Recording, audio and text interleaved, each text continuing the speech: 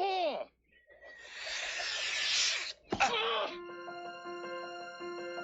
Welcome, friends, to Golf is a Four-Letter Word. Approaching the tee box now, your host, Craig Dufton. And I'm back. Sunday, happy morning. And I'm back too. And Jeanine's back. All. If you didn't notice, she wasn't here last week, and I apologize for not pointing out the obvious to everybody. Thank you. That there was no sunshine on our podcast last week. Actually, no, there was. Ann Cummings was awesome. And I can't wait to have her back on the show again. She's actually sponsoring our show today, too. So we'll talk about that later with our golf quote. And welcome to our live studio audience walking in. Hi, guys. How are you? So we're joined here with the awesome Ben, by the way, our producer, Ben Kitchen. And we have Nick Antonelli is with us via Zoom. So say hello, Nick. Hey, guys. Thanks for having me again. Nick is a professional golfer who works at the Willowcreek Golf Academy at Atkinson Country Club, and he's our professional teacher, Jeanine's teacher, my teacher. And we are going to talk today with Nick for a good half hour about the driver. And it's a very mysterious club that some of you never pull out of your bags. Jake is afraid of the driver, our son. There's a lot of people that skip right over the driver, and let's address that right away, Nick. Why is the driver, in your opinion, the most intimidating club for people? Why do you feel? Because of the pros, they smash it so far, and what do you think? Well, a couple things. For starters, I mean, if you don't get the ball in play to start a hole, you're kind of behind the eight ball early, right? I mean, you whip one out of bounds or in a hazard, and you're hitting your third shot from the tee, and you're still 300 or 400 yards away, 500 yards away from the green. Yeah, the motivation's gone. Yeah. The game can seem hard pretty quick when you're not driving it well. From a physical standpoint, the club, with the exception of your putter, has the least loft of any other club in the bag, and it's the longest shaft, so you're standing further from the ball. So for most people, the further you are from an object you're trying to hit, the harder it is to line up. So further from the ball, swing gets faster, less loft, ball can curve more can go wrong. See, that was a great answer. A lot better. See, this is why we have you on the show, Nick, so that we can get these great answers. Because otherwise, that's why he's the pro. Us duffers out here are like, I just hate that thing. I look down at it, and I just hate it. I hate it. Well, you got to find something you like the look of too. Yeah. I mean, we'll get into that too, like the fitting of it, and I think looking down at something you like is priceless. Yeah. So how do you feel? Exciting. Like the average driver is about 10.5 degrees of loft, right? The medium, say the one that the average 18 handicap golfer is going to use, a 10.5 or a 12, right? And what's the shaft size on those? Typically 40. What is it? Well, that's 30? The thing. The standard, it's kind of plateaued, and with some companies dialed back a bit, but it's longer than it should be. If you go back 20 years, 25 years, the average was probably in the 44 to 45 range. If you go back another 10 years on that, 70s, 80s, into the 90s, it's probably close to 43 or 44. So you're talking about, for people that don't know that's inches that we're talking about. And oh yeah, yep. And the shafts have gotten longer. I mean, obviously Bryson has taken it to a whole new plateau with pretty much every one of his golf clubs at 48 or inches or whatever he uses for a shaft. Yeah, the driver's going to 48, but now off the rack, let's call a standard 45.5, which is, I would say, between a half an inch and a full inch longer than the PGA Tour average, what those guys are using. Interesting. So why do the pros use a shorter shaft than the amateur? I would say control, for one. Yeah. Not only control of the ball, but just control of the club head and where you're hitting the ball in the face. Like I said before, the further you stand from it, the harder it is to line up on center when you're coming down into impact. Okay. Let's talk about that. Let's talk about that though. In ball position, let's start with that. A lot of people, that's where they go wrong, is they're positioning the ball either way too far ahead or way too far behind, and they top it, or they're just driving it, right? So where do you teach the ball position for a driver? I don't think you can go wrong with off the left heel for a right-handed player, off the lead heel. Okay. I've played with some better players that like to tee it really high. The higher you tee the ball, the more forward the ball has to be, period. Because when you're teeing it that high, you want to be hitting it on the upswing. So if you look at like the long drive players, those guys and girls will tee it. The ball will be 1 inch above, 2 inches above the top of the crown of the driver. And the ball position is like outside the lead toe. It's way forward. So that enables them to hit it more on the upswing, launch it higher. Get more spin on it, like forward spin, right? You want? Less backspin. No ball's going to have forward spin. Right. Less backspin. So like a pro that wants, if you want to hit it far, the combination is high launch, low spin. So let's call low spin like 1500 RPMs. Now, for you to have that little spin on a golf ball, you need to have a lot of speed to keep it in the air. So Craig, if you launch the ball with 1500 spin, you probably carry it shorter than you do now.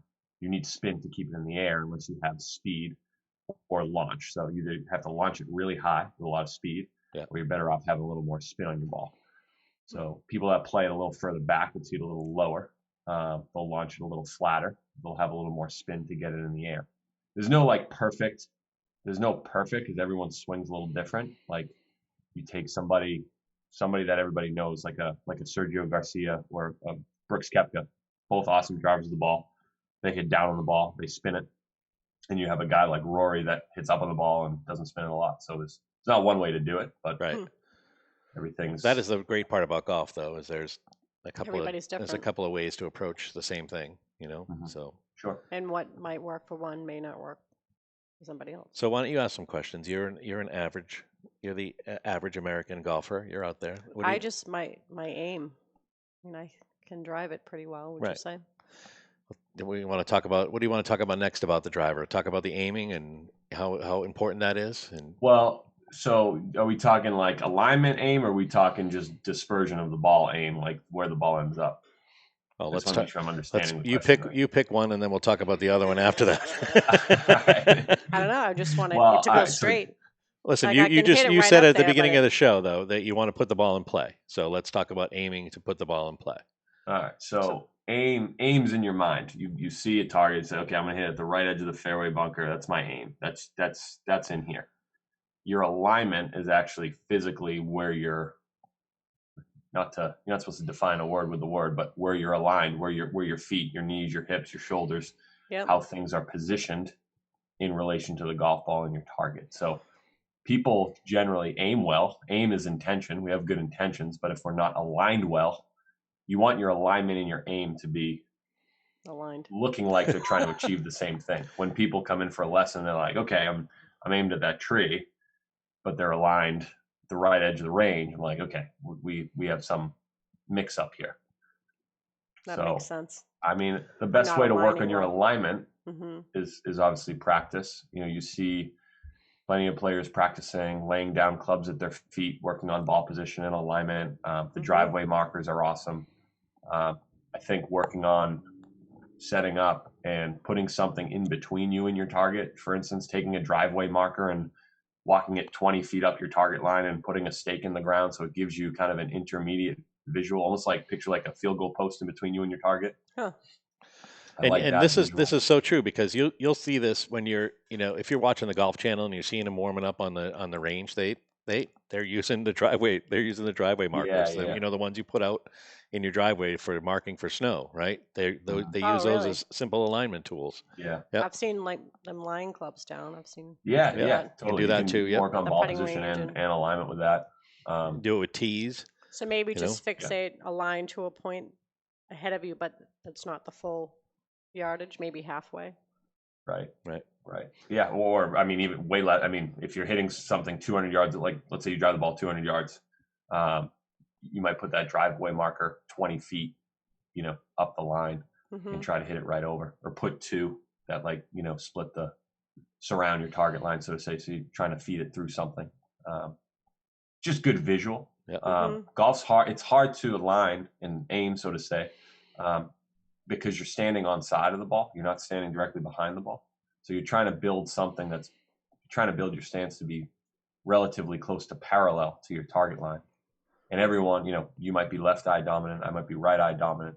Everyone has different eye dominance, and trying to aim from the side is a lot harder than if you could just stand behind it and aim. But if you work at it, you can get better at it. I mean, you just got to know what your tendency is. Most of the time people have a tendency like to left aim or to right aim or to play the ball too far forward or too far back. And those two things feed off each other big time. Like ball position and alignment, you can't really talk about one without the other. So you're just trying to get that ball, in the right spot in your stance. You try to get your stance in the right spot in relation to the ball, vice versa. If you have those things working together, you're not going to fight it as much. How do you feel about a pre-shot routine? And do you do one yourself?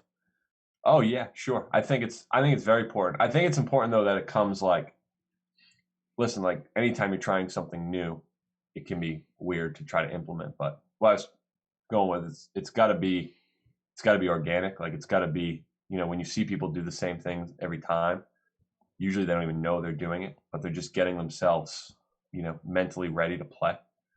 But absolutely, I think it's important that you try to do the same thing every time. Stay consistent with, how you build your grip, how you set your feet, where you align the ball. But I think like waggles and feet tapping, all that stuff, like some of that stuff's so subconscious. People don't even know they're doing. Yeah. I try to when I drive and on most of my shots, I try to stay. I come from behind the ball, and I try to keep that same routine every time I swing. I like to visualize a target, and then I pick a target that's closer, that's in line with my ultimate target, and then as I'm rotating my ball, I'm keeping my eye on that target, and I'm aligning my body to that target. I mean, it sounds, in theory, it's like the best thing ever. I have the best pre-shot routine ever, but then execution and theory, right. But I mean, pretend like, let's say you go out and hit half your fairways. And you did your routine for 5 rounds of golf and you hit half your fairways. I bet if you just stepped up and hit it without doing that, you're not going to miss every fairway, but I bet your performance would go down in the long term. You're still going to have good days and bad days driving, but you're giving yourself the best chance to hit something nice and to build a rhythm.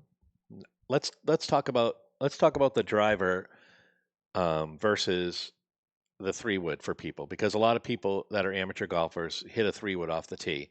Now, what's your stance on driver versus the smart play? You know what I mean? Like in a lot of places, like a lot of golf courses, a lot of holes that are maybe 325 or 340. Oh, you're stealing my quote. I got 2 quotes about this. So this is good. No. All right. Well, let's go to a quote then, and then we can talk about it. All right. So I have 2 quotes, and ironically, they kind of contradict each other. But the point is, I think knowing how to identify the situation makes you a smart golfer. So one quote is conservative target, cocky swing, or replace target. This is a Bob Rotella quote. I got to give him props. Replace target with club. So conservative club, cocky swing. So you get up on a hole and it looks tight and you put a driver in your hand and you're trying to steer it. It's probably not going to be a great outcome. But if you go down to a 4-iron or a 5-wood, whatever it is, and you can free up and put a good swing on it, that's the better play on that hole. Right? So I think, and the other quote for that matter is, long and crooked always beat short and crooked. So sometimes when you get on a hole, the driver actually gives you the widest landing area. And if you miss, you actually have a better spot of being in play versus if you go back to a shorter club and you don't put a good swing on it. That doesn't help you either. Right. So I think knowing how to identify those 2 situations, and what I see is most people get it wrong. Most people that aren't, as skilled or don't have that, golf savvy yet. Sometimes on a short hole, you'd think, okay, I'm just going to hit my 4-iron play, but you're trying to hit that 4-iron now between 2 bunkers. Where if you hit driver and hit it past the bunkers, you might have double the landing area. Right. That way, if you miss, you're still in play. So you got to know when to hit driver, when it's a good time. You got to look at, you got to know how far you hit the ball, know where the trouble is, and then you fit your club selection into those spots. You want to be hitting to the widest piece of property. Yeah. So sorry if I contradicted myself. No, it's true though, because I play peas a lot, and at peas there's a lot of places where you can hit driver and just really just crank it, and even though you may be in the other fairway, you're still going to be, if you took out a 2-iron or 3-iron or 4-iron like you said, and you hit your 4-iron 205 or 200, I think sometimes it's better to be in the rough 70 yards ahead than it is to be in the fairway with another 3-iron in your hand versus 100%. 100%. But a lot of I coach a high school golf team, and I was at our league tournament last week, and there was a short hole. It's only like 280-ish, par 4, bunkers in front of the green, huge tree short left, huge tree short right. Pin was tucked in the corner, And, you're looking out on the scorecard like, oh, this is a birdie hole. Like, they're going to tear this up. But when I watched my group come through, we had 2 birdies, a bogey, and a double bogey, and the hole was 275. And I saw that same theme throughout the day from other players and other teams. And, if you have the length to get there, hitting driver was probably a good play because you could have an eagle putt and an easy birdie. If you get it in the front bunker, that's a good play. But I saw kids hitting like 3 irons and 3 woods, trying to leave it like 30 to 50 yards short of the green. If they miss the fairway, now they have these huge trees to contend with. I didn't see anybody take out like an 8 iron and lay back to like, say, 130, where now if they miss the fairway, they can still get it on the green. Right. So you saw kids 30 yards short of this green, trying to punch out, going it through the green, making bogey, making 6 on this hole that's like, it's a nothing hole. It's 275. Very short. Right. Just got to know, risk reward, right? So I mean, that's golf. That's golf in a nutshell, the risk and reward. Because after it's perfectly clear after you take the shot. Right? You have 100% clarity. You're like, yeah, I probably shouldn't have taken a driver there, but and it's knowledge of the course too. I mean, I'm sure that if those kids come through again, the kid who made birdie is going to probably make another birdie or a par because he knows how to play the hole. And so these other guys are going to try a different way to play the hole, and they may either birdie or par or have that same result. So I just have to play every day, and then I'd be really good. Right. Like Jake. Yeah. Well, the more you play, that's our father used to say that all the time. Show me your scorecard, and I'll tell you how many times a week you play golf. Yeah, that's true. That's true. It's exciting. What else, Jen? You got any? Jeanine, you must have some other driving questions. How do you draw? How do you fade? What do you want to know? I don't even. Fill me in. Tell me everything I need to know. Well, a lot of people play, a lot of people have a natural left to right swing or a natural right to left swing, but don't play it. Like me, I have a right to left swing that I've been used to. Every time I try to play my right to left swing, I hit it straight into the woods. So any advice on someone like that who's trying to play their right to left or left to right and they're I tend to hit it to the right, inconsistent, I believe, right? Correct? Yes. Yeah, I mean, you want to keep your ball curve. There's no problem with having a little shape. I mean, you should, absolutely. Like, straight ball is kind of like a myth. Nobody hits it straight. Just because you hit the fairway doesn't mean it's straight. Usually the ball looks like it wants to curve one way or the other. But, if you're... You got to know it and use it. Yeah, and, I have the luxury, teaching with TrackMan. I don't always use it, but I have it there when I need to. And oftentimes, if I have a new student or someone that's struggling with a T-ball, I'll bust it out and have a look. And I like to see the club path numbers, stay fairly tight. A couple degrees. If you're swinging a couple degrees left or a couple degrees right, that's fine. When your path is getting, let's say, 10 degrees, like the average guy that comes in and slices to the right or, puts a lot of curve on the ball from left to right. Typically, their path number is pretty strong across the ball, and that's going to impart a lot of spin. So what does that mean for people that don't understand that? You're talking about you're looking at the actual club face path? How the club's working through the impact area. So not a perfect relationship, a perfect example, but think about the direction of your divot. Like if you're aiming at the middle of the green and your divot goes way left of the green, your path is going across the golf ball. Yeah. If your divot's going out to the right, you're swinging out away from you. So, trying to get that path just a little bit tighter, I think would help a lot of people. Golf ball, the ball spins 3 factors: the club path, the club face, and where it's hit on the club face.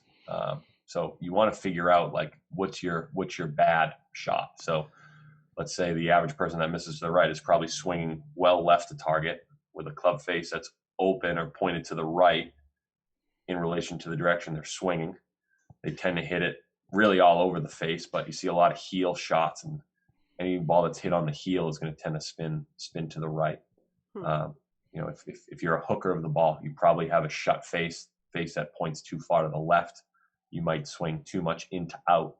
You might err more on the toe of the golf club. So if you're spraying the ball, Craig, so like you say, when you hit your right to left, on a good day, it's probably a nice soft draw. Yeah. And on a bad day, it hooks too much. So it's one of those 3 things. You either on a bad day, you're swinging too inside out and it imparts too much spin, On a bad day, you might get the club face closing a little faster through the impact area. So now instead of starting out to the right and draw, it might start straight and then draw, and it's in trouble. Yeah.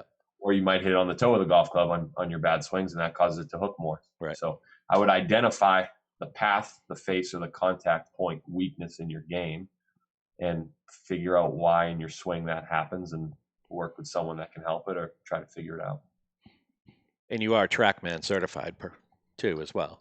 To let people know, little shameless promotion for you. I got to do a little like 20 hour, whatever, 10 hour. I was Pac-Man certified in the 80s. So I spent like $12,000 in quarters on Pac-Man. So I'm Pac-Man certified. So nice. I remember that game. That was kind of like dying out when I was growing up, but I remember. See, thanks. We're losing Nick. I don't understand it. Zoom's breaking up. I think the two things, and this would probably cost somebody $200 or less. This to me would be the most beneficial way of becoming a better driver of the ball. I would say one, take a lesson on setup. I see so many bad setups on the lesson tee from even decent players. People that have been playing forever, that can go out and shoot 85 or 90, but they get the ball in play, but they have a big slice or they struggle with that hook or whatever. But see bad setups, bad grip, bad ball position, bad placement of the body, how they set their, how they're setting their joints and all that stuff. Find a good pro that can teach you how to address the ball. Like you. And have you might not be able to swing like, Sergio or Tiger or any of those, phenomenal greats, but to set up like one is like, you get the setup wrong, that's shame on you, What's the most common mistake you see new golfers make when it comes to driving? What, like, you just ran down a litany of things that you can improve with the help of a pro, but what's the one you happen to see the most? They can't hold the club. They don't know how to hold the club. They probably don't have grips that fit them, and they don't get their hands on the club the right way. It's like you just see it and you just know, like, okay, this is going to be an uphill battle from here. Yeah. Get that strong left hand. Start with the right tools. Yeah. Yeah, I agree. I agree wholeheartedly, and especially even for people who've been golfing forever like me. I go to Nick and I enjoy it. I enjoy seeing Jeanine and her basics, and I get to review my basics while I'm listening to them talk, and then I get up there and Nick and I kind of tweak the things that I'm working on, and it works. Cool. I remember all the different lessons. So, but I think that the driver a lot of people give up on the driver though really quickly. They'll buy a brand new driver and, they see Sergio and Brooks Koepka get out there and they're just smashing the ball to high heaven. I mean, look at Bryson with what he's doing. He's one of those golfers that's like, you know what? If the golf hole's 375 and I can drive at 340, then that means that no matter where I land, I'm going to be 35 yards from the green. And he lives with that, and he won a U.S. Open by doing that, by just smashing the ball. And then there are other players like Tiger he'll take a 3-wood and hit it at the Masters down the fairway because he knows he's played the golf course 50,000 times and he knows, driver's not going to work here. But Bryson will drive no matter what the hole is. Right. And I think pros translate just like in everything, in NASCAR and everything, pros translate down to amateurs. And so amateurs get out there and they think, I'm just going to smash it as far as I possibly can. And there's a whole generation of kids that are growing up right now, right, Nick, that their coaches are teaching them, rewriting everything like how Bryson's doing stuff. They're just telling them just to smash it. Because listen, if you're like on the bottom half of your college team or your high school team, right? I mean, what are you going to lose if you get out there and you just practice on hitting the ball as hard as you can? Right. You want to talk about that? How you seeing it with your kids now? They smashing it? Yeah, but I'll say this though too. That's been around for a while. Like I remember. I think it was Arnold Palmer or Jack. I forget which one. And I remember this when I was a kid. Like you should be hitting the ball as hard as you can. Oh, that was Arnold Palmer, definitely. Yeah, because like also if you think about it too from a developmental standpoint, like people get fat. You get your speed. When you're 15 whether you're a fast runner or not, right? Yeah. Like you don't get fast later in life. Like you have that window of probably 8 to 20. I don't know, man. I'm pretty spry for 52. A lot sprier than I was. I'm just saying. Go ahead. No, but go ahead. yeah, you build that speed at a young age for the most part, right? So you can always straighten it out later. Yeah. So I think that ideology. What am I trying to say? Ideology. Yeah. Ideology. Yeah. I'm gonna skip that word. Try Herculean. See if that one works. Herculean. I can do that one. Okay. That outlook's been around for a while, though. Hit it far when you're young. Yeah. Dial it back later. That's what I tell Jeanine. I'm like, just swing as hard as you can right now, and then if you get the proper alignment, you got the proper grip. Yeah, it's just my alignment. Yeah, I was hitting it like 190. Yeah. At the end of the day, I don't think people realize, like, in relation to our crooked, how straight Bryson hits it, though. Like, because, okay, I'm just going to bomb and I'll go find it. Like, yeah, if you're 3 yards in the rough, you can still play. And right. If you drive it 400 yards and you're 3 yards in the rough, cool. But, like, people get up and just wail at it and they spray it out of play. Like, it's not going to work. So I think, no. You'd be surprised at how straight he hits it. If he didn't hit it straight, if he was hitting 20% of his fairways, he wouldn't be out there very long. But he's still hitting 50, 60% of his fairways. Yeah. So it's like he's giving up 5%. He's not giving up 20% of fairways hit. But I mean, you do agree the length that he's bombing it just gives him such a huge advantage over someone. Who's but I mean, Tiger injected that too, though. Like Tiger was 20 or 30 yards past his competition in his peak. Right now, Bryson's 20 or 30 yards past his competition. It's a new generation growing up. Yep. I don't know. I mean, at the end of the day, you got to get the ball in play. You got to get your wedges, irons in the green. You got to make putts. You got to save yourself when you're out of position. I mean, it's sick what he's doing. I mean, it's just a piece of the pie, though. I mean, he could probably go out and hit 3-wood and still win when he was going to win that week. Because when he wins his tournament, he's still going to putt good that week. Yeah. Right. So it's only like a piece of the pie. Yeah. Another weapon that we'll be talking about in a couple of weeks is the putter. So we're going to have Nick on as often as we can get him, and he's going to be teaching us all different aspects of the golf game. So if you are out there listening today and you have any questions for Nick, you can get in touch with him at the Willowcreek Golf Academy. You just click on him right there, and it goes right to him. And or you can get in touch with us here on the show, and we'll get you in touch with him. But what do you got for final advice? We already did your quotes, which were pretty cool quotes. We can go over those again really quick if you want for everybody. Well, yeah, I just finished so I said, the two biggest things. I said sub $200. You'd pay a pro for a lesson, get you set up the right way. Make sure you're not making any mistakes before you pull the club away. That's one. And then your next task would be get fit by somebody good. I think that's huge. You get the right piece of equipment in your hand, and if a club's too long or the shaft's too bendy or you don't have enough loft or whatever it is, just like the setup, if you're fighting the play before you even swing the club, right, you're not going to do yourself any favors. And sometimes I tell people, like, I do some fitting. I don't do a lot. My niche is more teaching, but I do some fitting. I'll help my students with their equipment. Nice.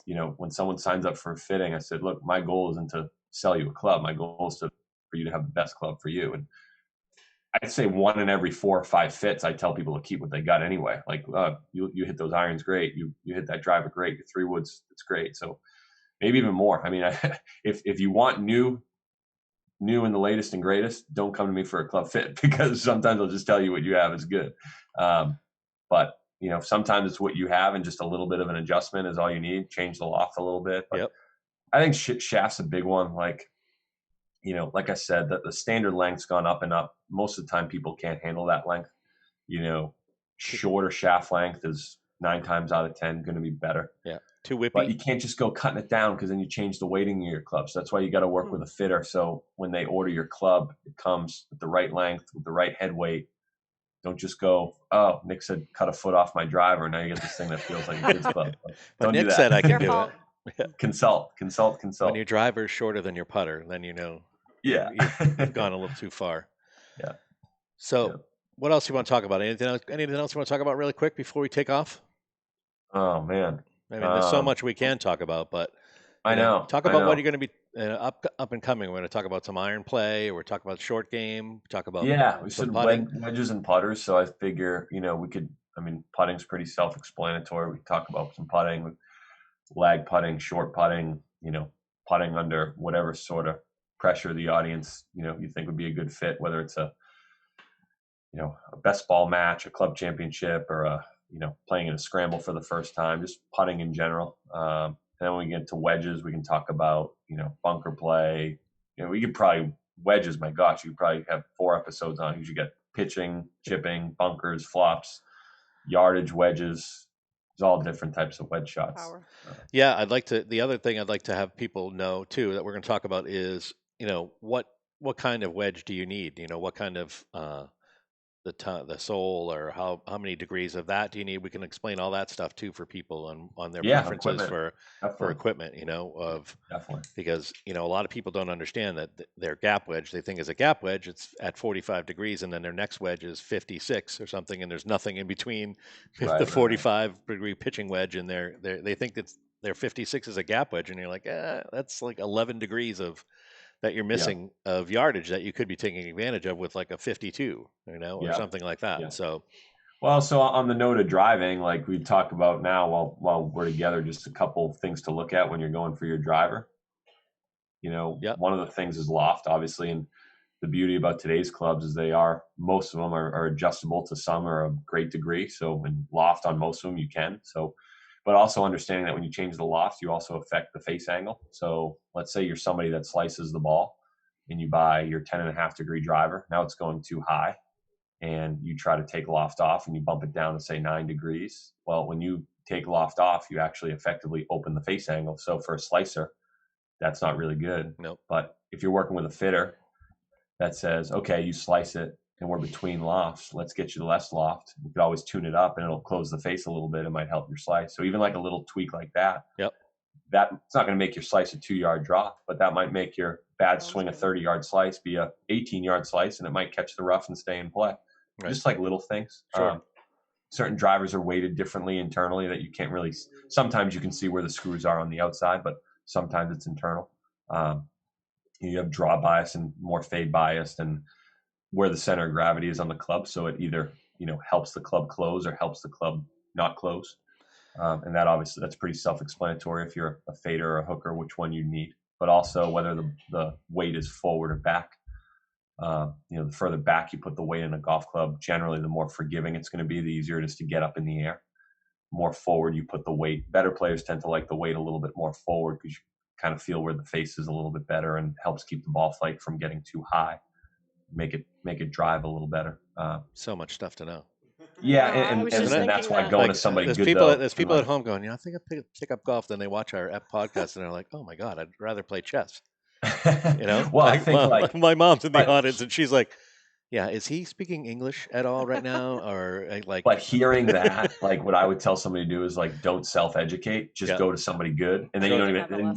If you go to someone and you say, if you go to my, one of my guys that I work with, JT, he's awesome club fitter. Like, you go to a place like that, you go to a guy like JT and you say, hey, I slice it. I do this. He's going to eliminate in his mind 10 shafts and 10 club heads that wouldn't fit you. You don't even need to hit those because he knows, watching you swing and listening to you describe your miss, he's going to know, the 3 or 4 clubs that you're going to want to hit. If I go into him, I say, look, I hooked the ball, I hit it too high. Same thing. He's like, okay, well, all these shafts, those are out the window. These are the 5 that you're probably going to like. These are the few club heads you're going to like. So I agree, because there is a huge difference, especially nowadays where everything is the size of a garbage lid for your club head. I mean, the drivers are absolutely enormous compared to even 10 years ago.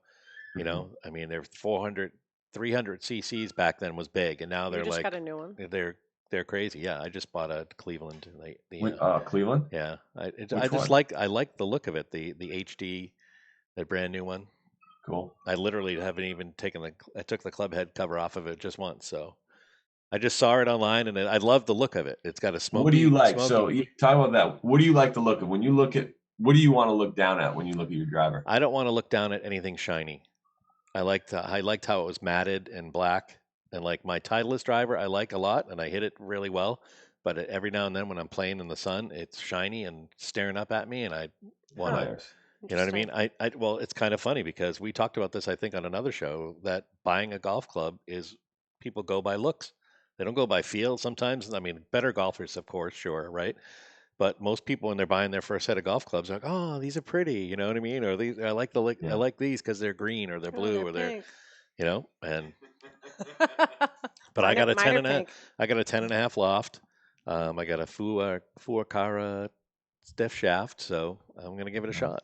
See what it looks like. Cara. Yeah, Jake is gonna get a nice T. My Titleist TS2 is a beautiful driver. So. Yeah, those are good. You know, those are good. I know you're Titleist. You're a Titleist guy. Yeah, I like their stuff. They just came out with a new line too that looks unreal. All right, so good. Reminds me of the stuff I played when I was young.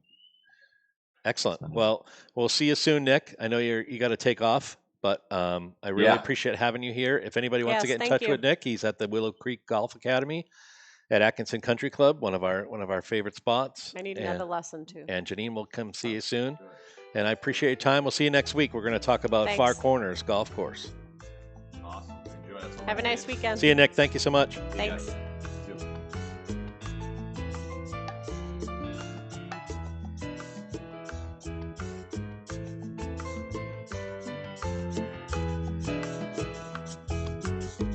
The views and opinions expressed by the hosts, guests, or callers of this program do not necessarily reflect the opinions of the Studio 21 Podcast Cafe, the United Podcast Network, its partners, or affiliates.